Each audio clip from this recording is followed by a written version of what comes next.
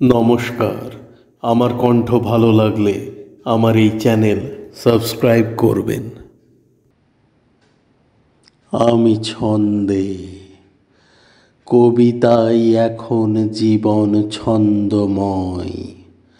বাস্তব অবাস্তব একই হয়, কল্পনা সত্যের অনুরূপ নয়। চিন্তনে এই কবি হই, কবিতা লেখা নিছক ছান্দিকতা।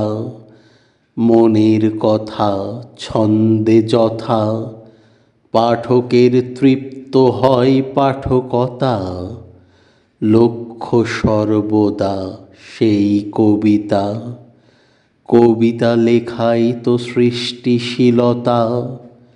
নাকি অদ্ভুত এক বুদ্ধিমত্তা, নাকি নতুন চিন্তন উন্মত্ততা। সব ভাবনার প্রকাশী পাতা, ভালোবাসা আশা নিরাশার কথা। ঘৃণা বিদ্রূপ অসভ্যতা সভ্যতা, পরাধীন স্বাধীন মুক্ত চিন্তন রক্ষণশীলতা।